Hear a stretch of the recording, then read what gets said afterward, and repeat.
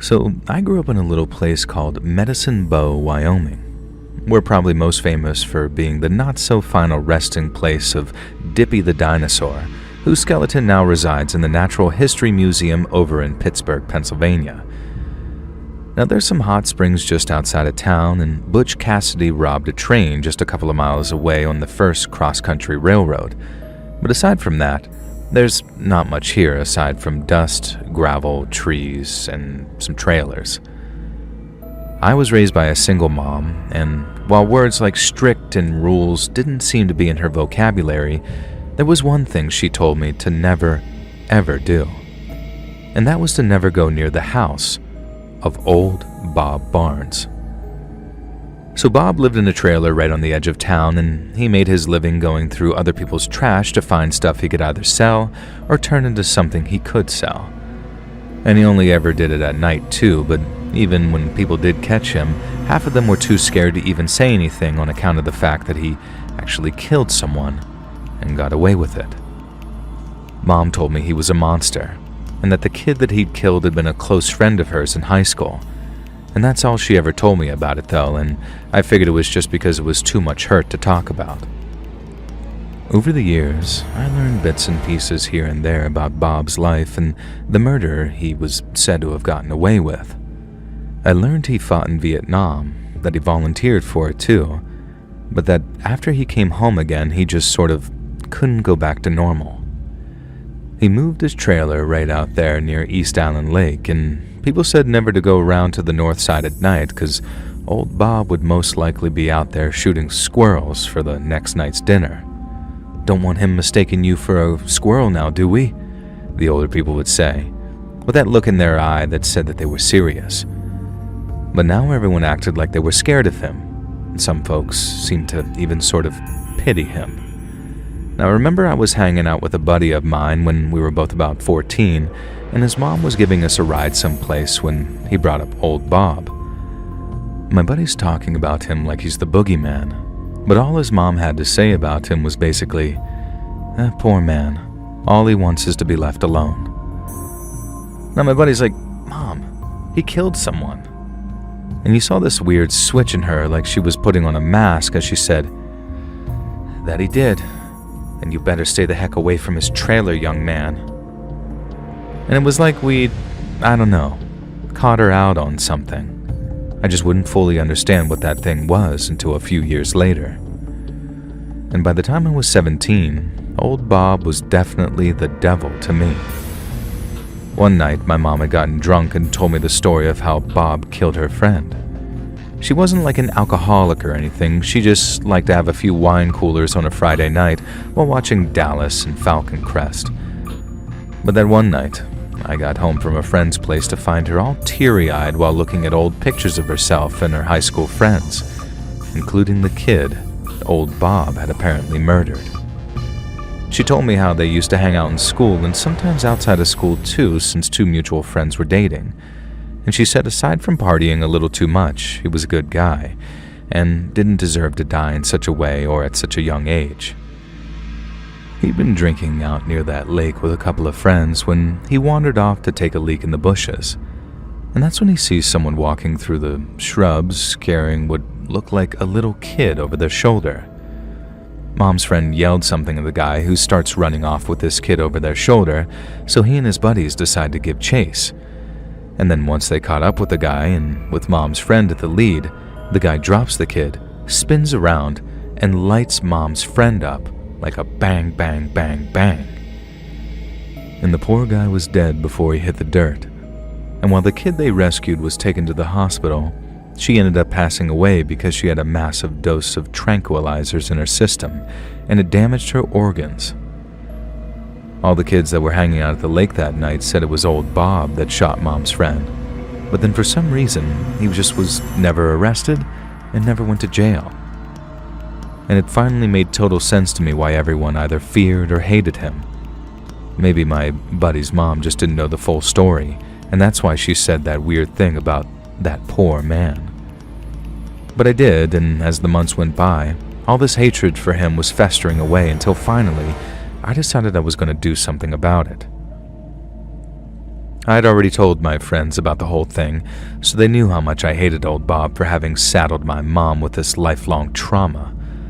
But it wasn't until we were sitting around the campfire one night that I brought up the prospect of doing something. One of my buddies had asked his dad about this little kid who died from the OD, and he'd confirmed that that was true. People didn't like to talk about it, as you never knew when the girl's mom would show up behind you in a store or whatever, but the whole thing that differed from the story he heard was that the kid had shown up in town and hadn't been found near the lake. That little detail didn't matter to us, though. It didn't matter to me, anyway. The story was still basically the same, and old Bob still needed to pay for what he'd done all those years before. And so I hatched the plan with my buddies that night. I was going to hike out to his trailer in the middle of the night, watch it for a while to make sure no one was up and moving around, and then I was going to set it on fire. Yes, I know. Dumb idea. I could have killed the guy, but at the time and in my head, I was going to set his trailer on fire, and then as I was running off, he was going to wake up, run out, and stand there, mad, before having to move someplace else. But I was incredibly young and incredibly dumb, so things didn't quite go down like that at all. And it took a little while before I felt brave enough to siphon the gas that I needed to do the job. I didn't have any money, like at all, so I ended up stealing a can of paint thinner from our school's art supplies. Then one Friday night, after hanging with my buddies around the campfire like we always did, I lied to them and said that I was headed home when, really, I was headed to old Bob's place.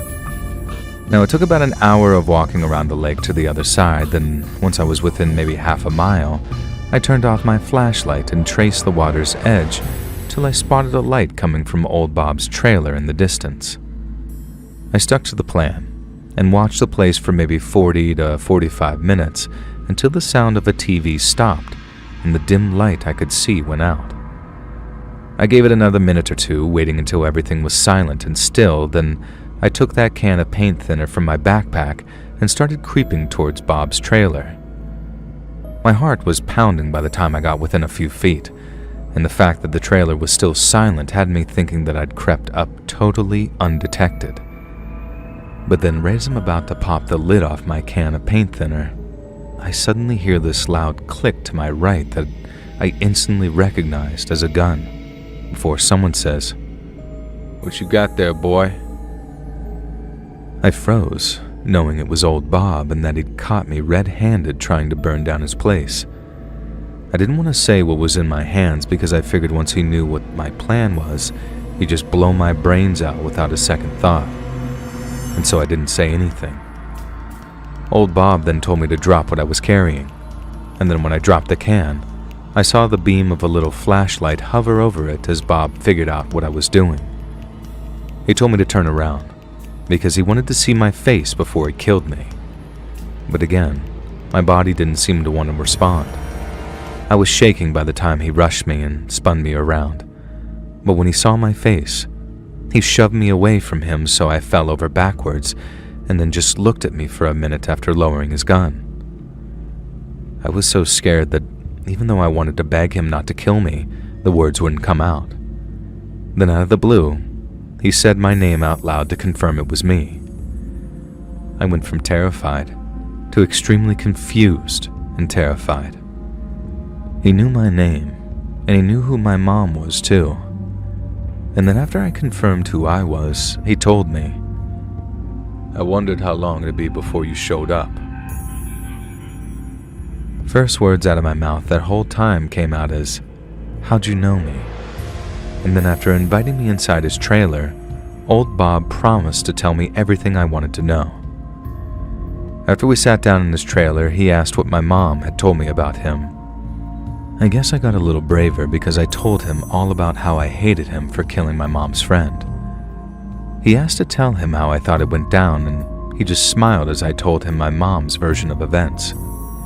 He didn't interrupt at all, but when I was done, he told me, "Okay, kid, this is what really happened."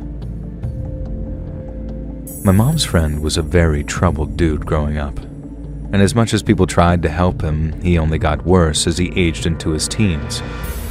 He was expelled from school for stealing panties out of the girls' locker room. He got in trouble with the cops for supposedly flashing a bunch of middle schoolers and only got charged with a lesser crime because he claimed he was peeing. And then in the months before he was murdered, he'd been seen talking to kids around town and said he was just playing with them when confronted by their parents. On the night he was murdered, it wasn't old Bob walking near the lake with a kid over his shoulder. It was my mom's friend, and in reality, the whole situation happened in almost complete reverse. Old Bob had been out hunting squirrels as he tended to do when he suddenly came across a bunch of drunk teenagers walking by the lake at night. It was a full moon, so he could see them clear as day walking through the shrubbery, and he follows them to make sure that they're not headed to his trailer for some reason. Old Bob stalking these kids along the edge of the lake, listening to them hooting and hollering and laughing, when he realizes one of them is carrying something over his shoulder. Something that looks scarily like a kid, with long glossy hair that shined in the moonlight. Old Bob closes the distance a little more, and hears the group of kids planning to do something awful with what he realizes was an unconscious child. Then as soon as he heard that, Bob flicked on his flashlight and tells them to drop the child. The guy carrying the kid was my mom's old high school friend, but instead of dropping the kid and running, he pulls out a knife and is halfway to driving it into the kid's chest when old Bob puts a couple of .22s through his chest and drops him dead. Bob said he didn't get a good look at the kid who ran off, but at least one of them was almost certainly a girl. He then picks up the unconscious kid, walks her all the way into town, then drops her off at the old gas station where a clerk was on the night shift. The clerk called 911, but Bob didn't stick around. He just told the clerk that there was a body out near the lake and the cops should stop by old Robert Barnes' place because he's the one who did it. The cops stop by the very next morning and take Bob into custody, but his story checks out and the missing girl's parents were too relieved to have her home to do anything but thank him. And to them, Bob was a hero, but according to him, he sure didn't feel like one. When he got back from Vietnam, Bob promised himself he'd never hurt another human being as long as he lived, and that was half the reason he lived out in the sticks. If he'd been able to save that girl's life, it might have made it all worth it. But she was probably already dying from the tranq OD from the moment he first saw her, so all killing Mom's friend did was help a sick individual escape justice for his crimes. But what made him sick to his stomach, and made it feel like double the waste, was how the others got away with it. That was the reason he stayed away from town, because he couldn't stand being around the grown-ups' version of the little monsters who got away with ending that girl's life. He didn't know exactly who they were, but he figured there was a pretty good chance my mom was one of them. Bob said he didn't care if I believed him or not. He just wanted me to do him one favor. Go home, tell my mom what he just told me, then look her dead in the eye after asking if it's all true or not.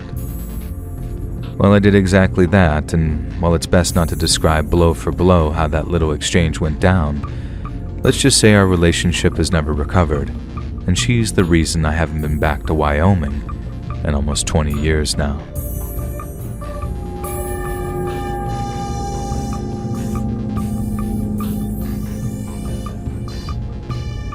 Back in 2002, my boyfriend and I were driving from Chicago to this little town in South Dakota called Vermilion, where his parents lived.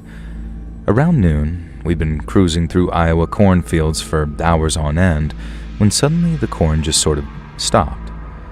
It was like coming out of a forest into an open field, but instead of seeing nothing but green grass, all we could see was ash and charcoal. There had obviously been some kind of fire, and while my boyfriend said it's normal for farmers to sometimes burn their fields to prepare them for a new cycle or whatever, it still looked creepy as hell. We went from being able to see just a few feet on either side of the highway to being able to see for miles upon miles around us. We went from being able to see just a few feet on either side of the highway to being able to see for miles upon miles around us. And that's how it was so easy to spot the man and the little boy that I saw walking hand in hand through a burned-out cornfield. I could only see them at a distance at first, but The difference inside was plain to see, and boy did it look wholesome. It looked like some old-timer taking his grandson out for a walk to show him the burned-out fields. And then as I watched them from a distance, I saw that they were headed toward what looked like an old well. I didn't mention it to my boyfriend at all. We were enjoying a comfortable conversation hiatus while listening to a little music, so I just watched the Hallmark card scene zoom in as we got closer in almost silence. And by the time the pair of them reached the well, I could see both of them in almost perfect detail. I could see the old-timer was wearing dungarees and had a little dark, thinning hair on the top of his head, and I could see the little boy's blue shirt and white sneakers and how he had this almost white blonde curly hair too. And then as we drove right past them, I also saw it clear as day when the old man picked up the little boy and then tossed him down the well. I remember yelling out, "Oh my God," at the top of my lungs in the seconds after I saw it. Then as my boyfriend was panicking, asking me what the hell was going on, I was frantically searching through my bag looking for my cell phone. I briefly thought about asking him to stop the car, but this image flashed in my head of us lying dead in that field, covered in gunshot wounds, so I just told him to keep on driving, and that a kid had just been thrown down a well. Now he says, "What? What the hell are you talking about?" Because he'd been zoned out with his eyes glued to the road and hadn't seen a thing. But once I explained in a little more crucial detail, he asked if I was 100% sure that I wasn't mistaken, and he understood why I was so freaked out. I eventually managed to find my cell phone, but when I pulled it out and unlocked it, I saw I had exactly 0 bars. So I did the next best thing and grabbed our map so I could find out where the nearest town was. I was relieved to see that there was just one a few miles down the road, and I told my boyfriend to put his foot down so we could get there and call 911. And when we rolled into town, the first place we saw was this little diner at the side of the highway called Albert Kitchen. And we pulled into the parking lot and I almost fell rushing from my car to the front doors. And then once I was inside, everyone's heads spun around as I ran up to the counter and asked to use their phone. The lady behind the counter said sure, and then I dialed 911 when she put the phone up to the counter and asked to talk to the police. As I described what happened to the dispatcher, everyone in the diner was listening in, and they gasped when I said how I saw a kid get thrown down a well. The dispatcher said to wait where I was so the sheriff could send a deputy over, and then after I thanked her, I hung up. I was still shaking with adrenaline by the time I placed the handset back in its cradle on that phone, and when I turned around, every single person in the diner was just staring at me. The lady behind the counter brought me a glass of ice water to help me calm down. Then as me and my boyfriend were waiting for the cops to show up, a man got up from his table and began to approach us. He introduced himself and then started asking about the burned-out fields we'd seen. And then when I went over what we'd seen and how every field for miles was all blackened and charred, he turned around to one of the other diners and asked if they were some guy's fields. Art Landry is the name I remember him saying. He then asked me to describe the man I'd seen, and then everyone seemed to agree that it was Art Landry that I'd seen, and that his grandkids had been staying with him that week because their parents were out of town. Everyone seemed shocked, but also really confused. They obviously knew this Landry guy pretty well, so to hear that he'd done something so terrible, they just couldn't believe what they were hearing. They asked me a couple of times if I was sure, and then when I said that I'd never been so sure of anything in my entire life, there was almost this ripple of "oh my God" and "oh dear Lord" all around the room. Now, I'm not exactly sure how long went by before a deputy actually showed up to talk to us, and when they did, we went out to our car so we could talk in detail away from the people inside the diner. Now, I repeated the whole thing again and got that same sort of "are you sure" reaction from the deputy, like what I'd said was just almost verging on impossible or ridiculous. And then right as he's asking me all these questions, another cop car rolls into the parking lot, and out steps the county sheriff who's driven all the way over from their headquarters to talk to us. The deputy saved me from repeating my story for pretty much the fourth time by explaining exactly what I'd seen to the sheriff. And he too did the whole, "Huh? Really?" thing, and then walked off to talk on his radio for a couple of minutes before returning to where we were standing. He told us someone over at HQ had called Mr. Landry to ask him about what I'd seen. Now, Art didn't know what I was talking about, and said while he did have his grandson staying with him that week, that they hadn't been anywhere near those burned-out cornfields. Now, by then, I was practically begging the sheriff to drive us back down the highway so I could show him exactly the well that I've been talking about. He said he couldn't just walk up on somebody's land like that without a warrant, and that he'd have to speak with Mr. Landry personally before anything like that happened. I tried to keep my cool. I knew the longer we talked, the less chance that kid had of surviving that fall, not to mention whatever was down there at the bottom of the well. If it was water, he might drown. If it was dry, then we need to get him out ASAP before he died. I tried to convey all of that as best I could, but the more animated I got, the more the sheriff and his deputies started to look at me like I was crazy. I had to literally beg the sheriff before he told his deputy to drive out to the old well on that farm to check it out. But when he did, I was so genuinely thankful that I almost burst into tears. The whole time we were waiting, my boyfriend was like, "It's going to be okay. You'll see. Everything's going to be fine." The sheriff was almost half sitting in his car talking on his radio.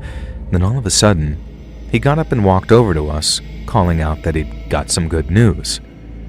Firstly, the well on that farm was empty, and secondly, Mr. Landry was headed down to the diner with his grandson, so I could see for myself that everything was fine. Now, I was kind of speechless for a second because I was certain, and I still am, of what I saw out there.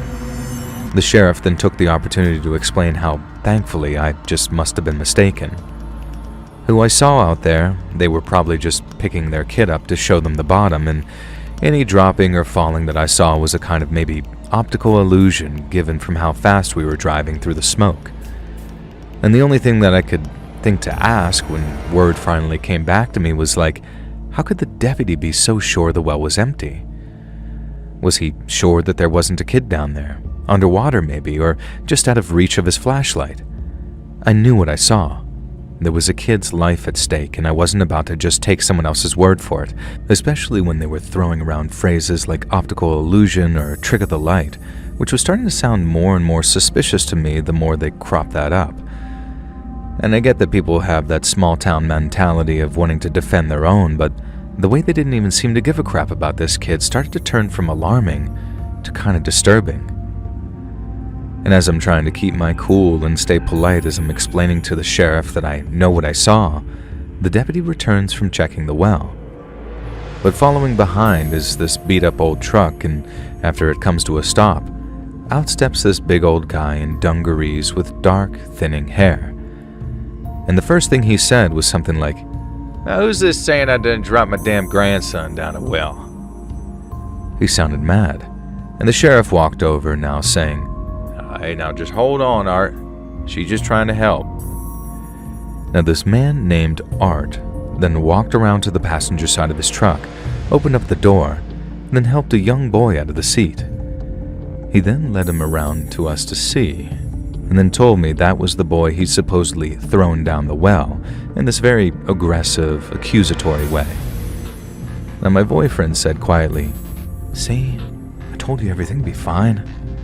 Like in a very comforting kind of way, but things were not fine, because the kid that I'd seen had blonde, curly hair, and the kid in front of us had dark hair that was closely cut. Now I started getting more and more frantic as I explained how it wasn't the same kid, and the deputy tried telling me maybe it was the sun catching his hair that made it look like it was blonde. Now having them trying to make me feel like I was crazy made me want to scream, but I knew that was the last thing that had helped my case. So instead, I tried asking if there was anyone else I could talk to because I didn't feel like they were being very helpful. And then while me and the deputy were talking, the sheriff asked my boyfriend if they could talk in private.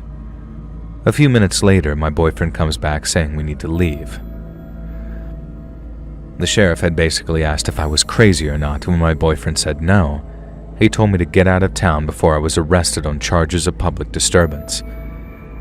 They couldn't have people just rolling into town, throwing around accusations and dirtying a good man's name. So unless we had any other official business to attend to, we were to leave immediately or face arrest. Now by that point, I actually wanted to leave. I had this horrible, creeping feeling that something dark was going on in that small town. But whatever it was, neither of us were getting to the bottom of it while in the parking lot of that damn diner. I faked an apology to that farmer and his grandson, whoever the poor kid was. And then the second we were back on the road and I had some reception, I called the Iowa State Patrol to report the whole thing. I told them that I thought something messed up was going on over in that town, specifically on the farm of one Art Landry, but they got back to me saying that there was nothing to it. I then went through the whole complaints process, saying that I didn't think my report was being handled properly, but again they got back to me saying they'd done everything they could, but there was still nothing to report. But I know what I saw. I'd never had any kind of hallucinations before or since. I don't need glasses, and no, I'm not crazy.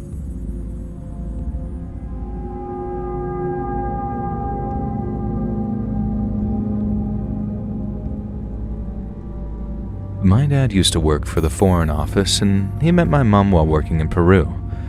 My mom's heritage is really important to her, so things like Peruvian food and music were a big part of my childhood growing up. We only visited once when I was a kid too, so in my late 20s, I decided that I'd fly over to visit relatives and explore my mother country a wee bit. I was driving on this little back road in the middle of nowhere, trying to find the little town my relatives lived in, when I suddenly saw these flashing lights in my rear view. The Peruvian police are pulling me over for some reason, so not wanting to cause trouble, I pulled over fast and got ready to use my very rusty Spanish. But instead of getting out of his car and walking over all slowly with his shades on like the Yanks do in the movies, this police officer takes a defensive stance behind his open car door and then starts hailing me over his loudspeaker, telling me to stick my hands out of my window. Immediately, I'm crapping myself, because I've barely seen a gun in real life before, let alone had one pointed in my direction. And then as I'm shouting at this policeman that I'm unarmed and terrified, he's acting like I'm some hardened criminal, telling me to shut my mouth as he slowly approaches my window. He's got his gun right in my face as he's trying to put cuffs on me one-handed, to the point that one flip of his trigger finger and my brains were going to be decorating the passenger seat. And then as he's doing that, even more police cars start turning up before they literally drag me out of the car and off to jail. Being in that jail cell was probably the single lowest point of my entire life. The police have been throwing around words like murderer, violator, and hurting children. And one even gasped and said, "That's him," as I was led through the station. I was having these daylight waking nightmares about being locked in a foreign country for something I didn't do, which were made all the worse by the occasional policeman coming to gawp at me through the bars of my cell.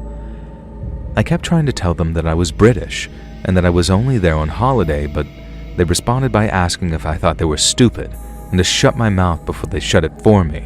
Terrible stuff like that. And this goes on for a couple of hours, and I think my life is just over. And then out of the blue, someone unlocks my cell and tells me that there's been a mistake, and I'm suddenly free to go. It was a very surreal experience walking out of that police station.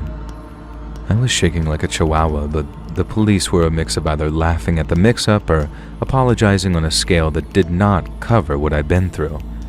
They acted like they'd ticketed the wrong car, not dragged me into the station at gunpoint, but regardless, I was just glad to be on my way. I was relieved, but I was furious too. I just couldn't show it lest they find a reason to lock me up again. But before I left, they showed me a picture of the man they'd confused me with. He was a violent, wanted criminal, a truly dangerous individual, and looking at his picture was like staring almost into a mirror. Easily the most terrifying experience of my life, and when I asked my relatives if I was entitled to any kind of compensation, they laughed before saying, "No chance." Now, I had an amazing time and I don't regret going, but I also haven't been back to Peru since, and next time, I'm getting my family to pick me up from the bloody airport.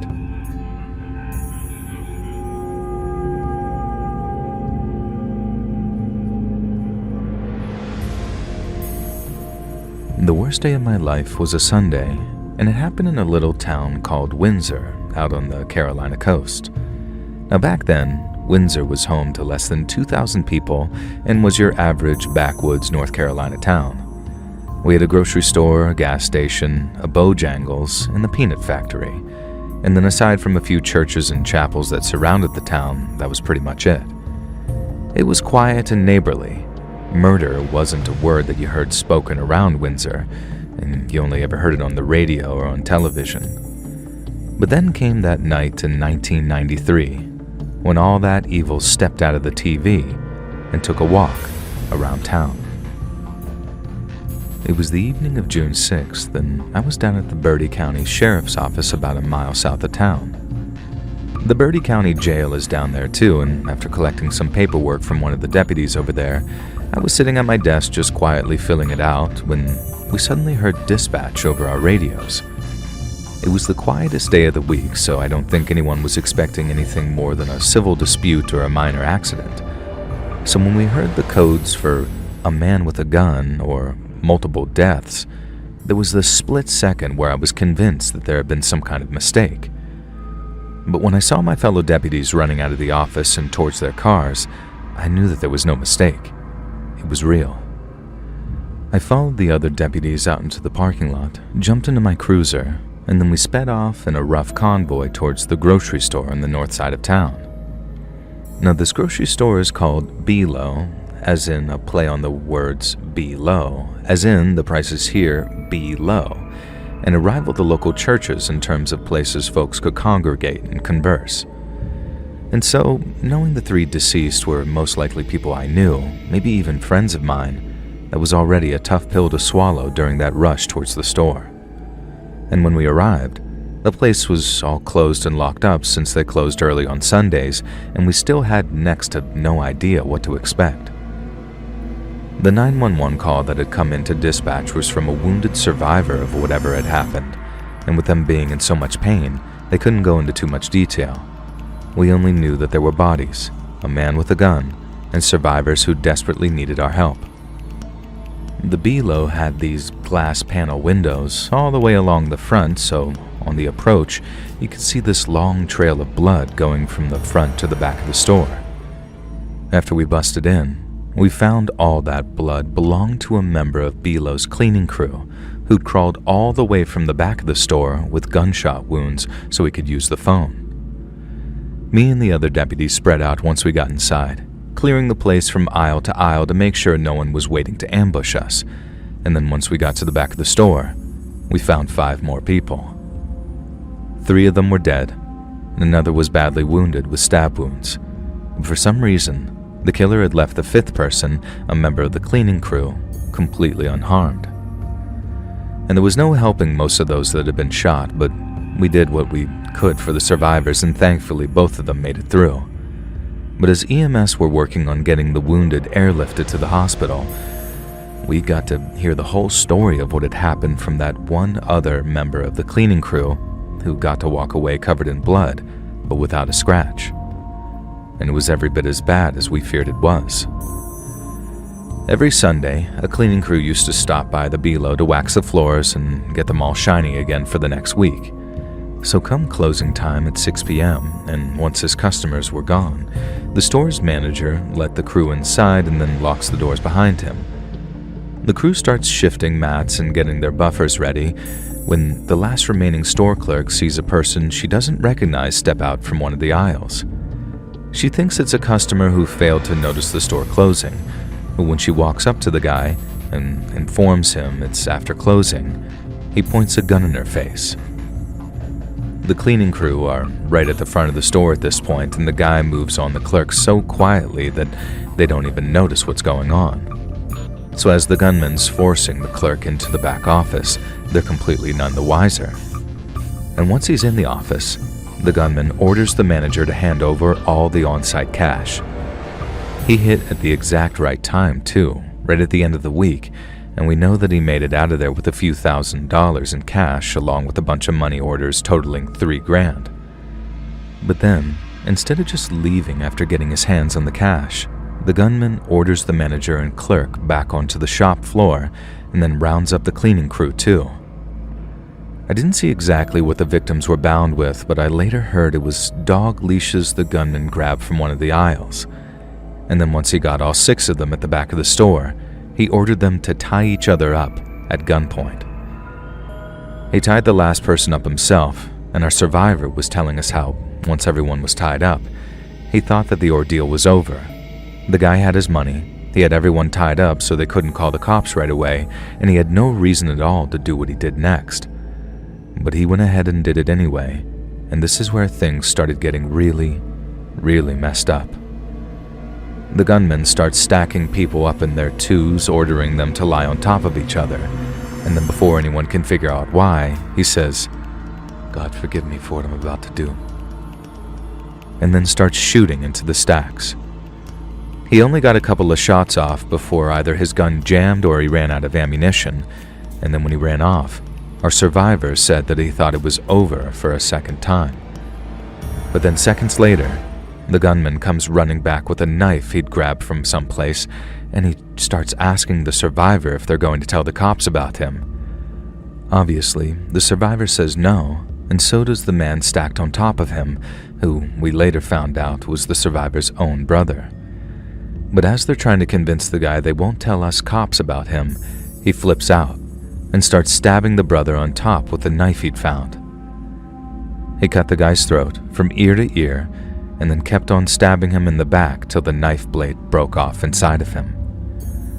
Our survivor claims he then asked him for a second time if he'd identify him to the cops if given the chance, and then when he says no again, the gunman walks out with the money and leaves the last man alive. Our survivor said he was convinced that the guy would come back, just like he did before when he went to grab a knife. He also had his dead brother on top of him, so I don't think he could have moved even if he wanted to. And then the surviving member of the cleaning crew, thinking that the other man was dead, manages to free himself from the dog leash before he crawls towards the front of the store, which was where we found him, with the phone still in his hand. When it came to the investigation that followed, I don't remember ever being so invested in a case before. One of the poor folks killed was a relative of the county sheriff, so he made it a personal mission of his to bring the guy in. But right from the get-go, things started to go wrong. First off, the Below security camera system wasn't working at the time of the attack. They had a repairman scheduled for that coming week, and while the timing of that still haunts me, it obviously meant that we had no security camera images of our suspect. Secondly, all 3 of our survivors gave us a matching description of the guy, a very distinct one too. He supposedly had a crooked nose and hazel eyes, but the sketches we circulated didn't amount to any sightings of him, no solid ones anyways. All we had were reports of a white sedan with Maryland tags speeding out of town on the 17 not after the murders though. But after the car was tracked down, its owner was cleared of any involvement. They were just in the wrong place at the wrong time.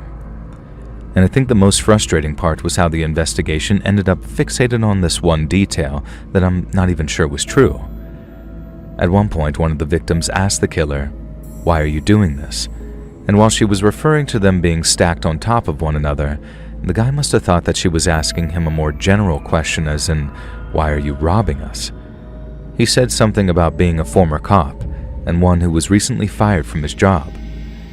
But although it was clear early on that he couldn't have been a cop since there was no match on his fingerprints and the lead investigator seemed convinced he was either former military or former law enforcement, that completely contradicted what people like myself came to think, which involved him being a fugitive who killed because he didn't want any witnesses. But by the time the investigation started to seriously consider that possibility, the killer could have easily escaped the country using the thousands of dollars he stole. And that's my best guess as to why he wasn't caught anyway. And afterwards, people who worked in law enforcement talked about what happened like it was a tornado or something. They made it sound like this terrible, almost random event that no one could have stopped. but I still felt useless. The worst thing to happen in Windsor for maybe 200 years, and I'd been sitting on my ass writing our paperwork while some sick bastard was stacking bodies and blowing their brains out 2 at a time. But what I still can't figure is, why did he let the last victim live? Our survivor told us that the killer told him straight up, "I'm gonna let you live." But that makes my fugitive theory seem a little shaky.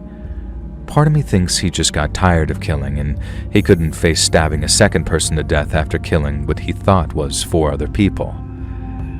But then, there's this other part of me, one that thinks that he left one alive so he could tell everyone what happened, because he wanted everyone to know what he did and how he did it, so he could maybe read about it in the papers afterwards.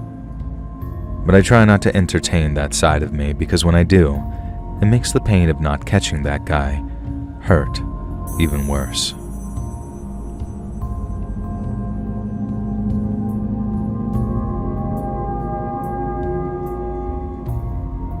I grew up in a place called Bart Township in rural Pennsylvania.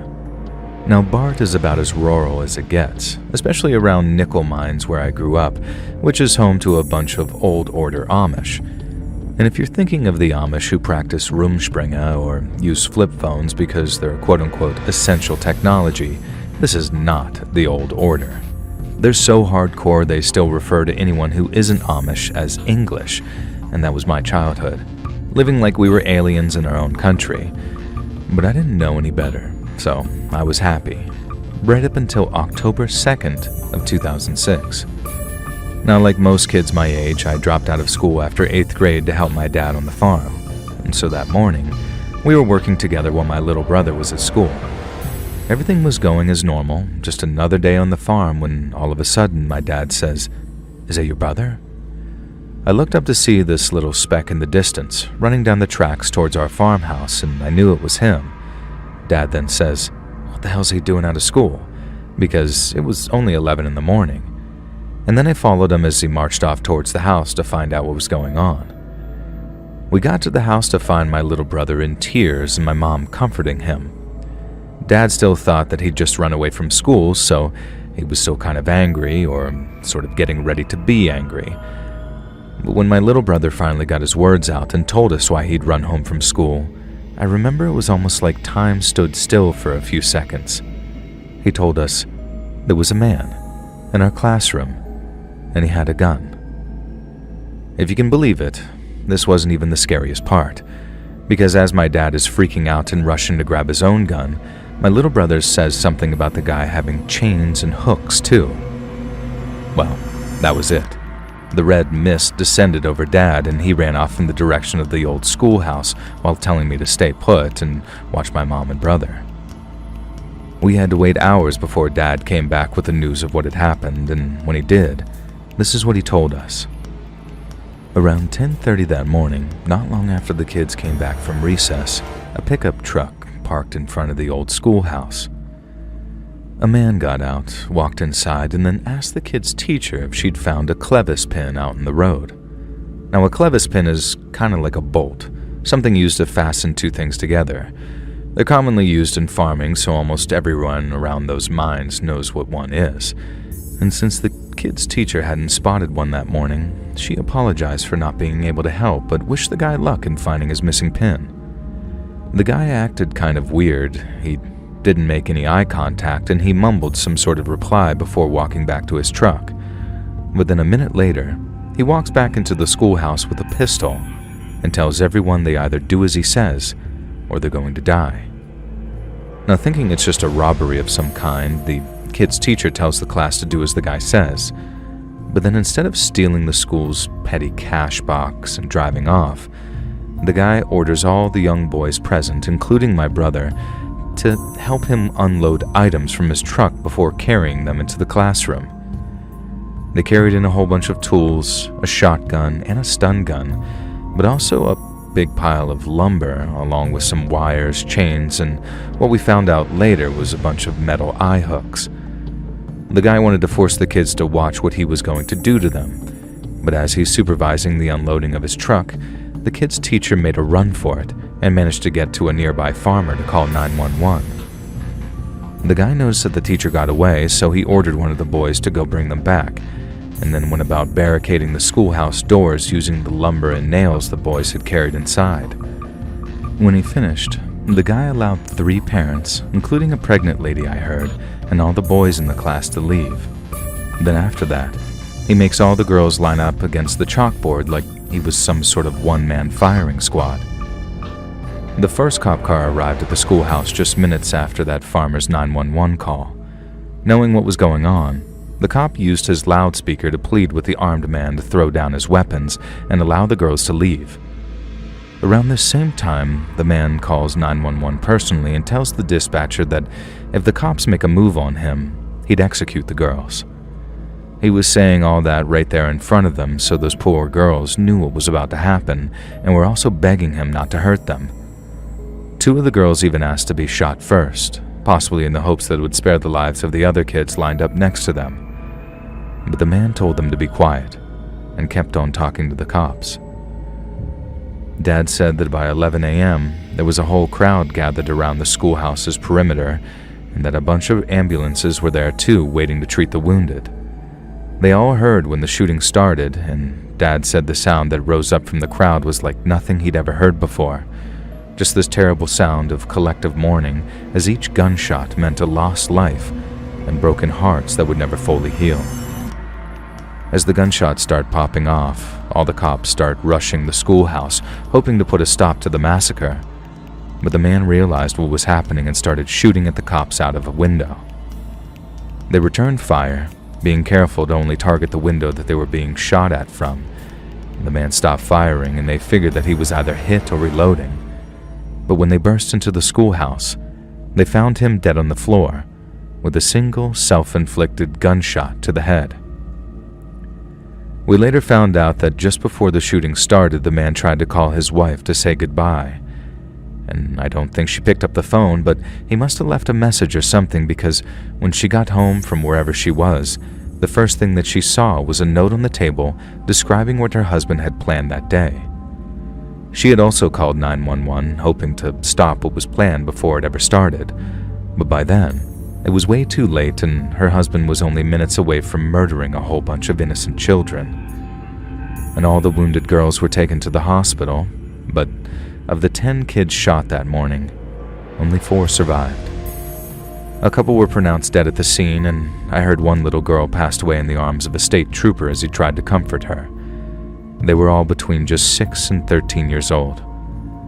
For some reason, in the middle of this massacre, the guy decided to switch from shooting them with a pistol to shooting them with a shotgun. He still had ammunition in his pistol too, so a lot of people think he switched weapons to inflict more damage and make the scene even more gruesome than it already was. No one could understand why someone would do that. I mean, killing them is one thing, but deliberately making it as messy as possible is just... It seemed like the kind of evil I'd never be able to truly understand. But then, after we found out who did it, or more importantly, why he did it, it all started to make sense in this sort of sick way. First off, finding out who killed all those kids was a major shocker, because pretty much everyone in the nickel mines area and the surrounding areas knew who the guy was. His name was Charlie Roberts, and he lived down in Georgetown, and he was the milk tank driver who visited a bunch of local farms, sometimes multiple times a week too. He actually knew the families of some of the kids he killed, and he had a wife and 3 kids of his own at the time of the massacre. The cops talked to his coworkers about him, and they said while Charlie had a history of depression and such, he seemed to perk up in the days before the massacre. But this is most probably because he decided he was going to kill a bunch of people, and that made him feel better about himself. The cops also thought he was inspired by a similar kind of hostage situation which had happened in Colorado the same week as this one. Obviously, there was no getting a solid answer on that one because he was now dead. But he laid out almost exactly what drove him to kill those kids in the notes he left, and the message he left on his wife's voicemail that morning. It turned out Charlie Roberts was hurting children in many ways, and had abused 2 female relations of his back when he was 12. He told his wife that he was daydreaming about doing it again, and that also explains the lubrication the cops found at the scene, But Charlie also explained that the death of his daughter was the reason he wanted to kill. He and his wife lost their little girl during childbirth about 10 years earlier, and he wrote in one of his notes that he was filled with hate towards himself and God because of her death. His two female relations said that the whole abuse thing was just made up, but I can see them saying that purely because they wanted their privacy and all of that. Either way, people started saying that Charlie wasn't that, and that he was just crazy because he didn't actually touch those girls at the schoolhouse at all. He just killed them in cold blood before taking the coward's way out. And over the week or so that followed, the schoolhouse was knocked down and flattened so it couldn't remind anyone of what had happened. And while the reaction of the local Amish made me proud in a lot of ways, it was the beginning of me realizing that I'm not like them and that I couldn't stay. So for example, one of the first things folks did was reach out to Charlie's dad, who, as you can imagine, was absolutely distraught after learning about what his son went and did. They told him they forgave his son for what he'd done, and a bunch of folks even went to Charlie's funeral as a show of support for his heartbroken family. I thought all that was pretty cool because it obviously wasn't Charlie's parents' fault that their son went crazy, but the thing that still doesn't sit right with me was how people chose to forgive Charlie too. Amish people were taught not to hold grudges, but I just couldn't find it in myself to forgive a man who had brought lubrication into a schoolhouse full of girls in single-digit ages, and then end them. There was almost this attitude of like, if you can forgive the guy, it makes you a better Christian. So when it came to the concept of prevention, as in stopping something like that from ever happening again, people said things like, it's in the hands of God now. It's down to the Almighty alone to protect us. I remember another person saying how they were happy Charlie Roberts had taken his own life because it meant he'd already been judged by God by the time we were laying those girls to rest. If he repented before God, he'd be forgiven all of his sins. But the more I thought about that, the more I felt like I didn't belong among the old order. And now, it's been almost 10 years since I left Nickel Mines behind me. Hey friends, thanks for listening. Click that notification bell to be alerted of all future narrations. I release new videos every Monday and Thursday at 9 p.m. Eastern Time, and there are super fun live streams every Sunday and Wednesday nights. If you got a story, be sure to submit them over to my email at letsreadsubmissions@gmail.com, and maybe even hear your story featured on the next video. And if you want to support me even more, grab early access to all future narrations and bonus content over on Patreon, or click that big join button to hear about the extra perks for members of the channel. And check out the Let's Read podcast, where you can hear all of these stories and big compilations located anywhere you listen to podcasts. I also have a true crime channel called Saturn Soul, all links in the description below. Thanks so much, friends, and remember, the Bigfoot creature that Roger Patterson and Bob Gimlin filmed on October 20th, 1967 was real. It was half man and half gorilla. Thousands of years ago, men went to Africa and other places and made love with female gorillas and orangutans. Some of the Bigfoot creatures have dark hair like the gorilla, and some of them have reddish hair like the orangutan. Some of the men that went to Africa and other places were tall, and some of the Bigfoot creatures were tall. Have you ever seen an 8-foot tall gorilla or orangutan? Neither have I. When scientists found the bones, they thought we evolved from primates, but it wasn't a natural evolution, it was a man-made evolution. Bigfoot can't save the earth, but we can. Stop overpopulating.